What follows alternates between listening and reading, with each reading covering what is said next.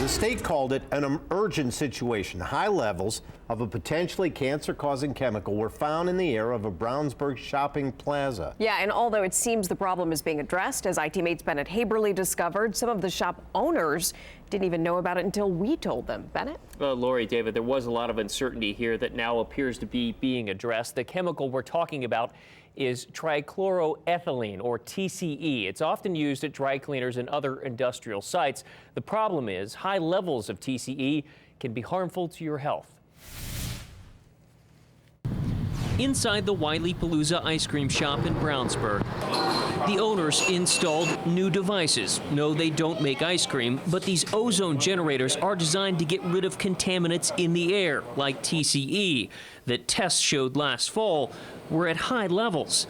The owner says he didn't know about it. No, I'm kind of disappointed that we weren't notified of that. I think someone's got a fiduciary responsibility to notify us if there's those kind of air contamination levels. Owner Mark Timmons has knowledge of contaminants through his other job as president of a water treatment business. I know there's air standards, and I really haven't researched that much, but I do know that high levels can be dangerous. Next door at Sal's Pizzeria, manager Lucas Marsh says he was also unaware of any problems when an environmental contractor came in last week to sample the air. Did anyone mention it being an urgent matter to you? Nope, they did not say it was urgent at all. But that's not what emails sent last month indicate. A project manager for the State Department of Environmental Management writes, "There is an urgent situation at the Wiley Palooza ice cream shop. Please take action within 30 days to lower contaminant levels." The contractor wrote back saying, "We understand the urgency of the matter." He went on to explain the plans to again test the air. Is that a good characterization of this?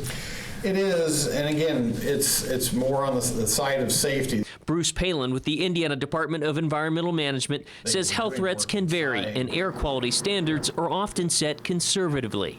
So if the numbers are conservative and it's hard to tell whether or not someone should be concerned, why is the IDEM project manager calling it an urgent situation?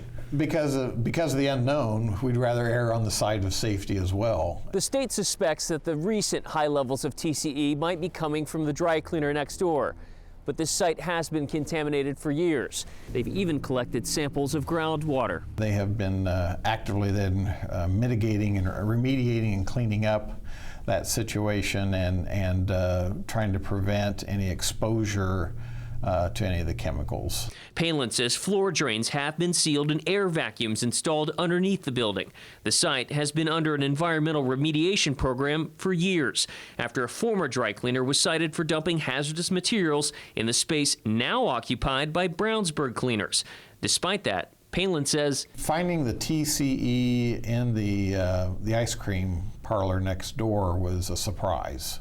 An indoor air sample collected from the dry cleaner showed TCE levels 20 times higher than levels that would normally prompt an environmental response. 2 samples collected inside the ice cream shop were 10 times higher than normal. The state suspects the recent high readings might have been caused by a stain remover. The current owner tells me that stopped 2 weeks ago when ownership changed hands. If the old owner was using that kind of stops, I am not. So the levels that were collected, if I'm an employee, should I be concerned? It's hard to say. Again, we don't really have a good science on at what level does it become a significant issue. But several studies, including those reviewed by the Environmental Protection Agency and the Centers for Disease Control, show that there is at best a casual association and at worst strong evidence between TCE exposure and certain types of cancer.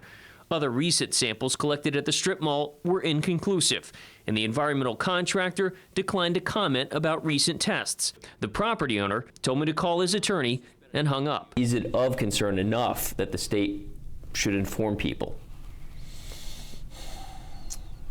Well, it's certainly, that's a good question as far as at what point that needs to be done.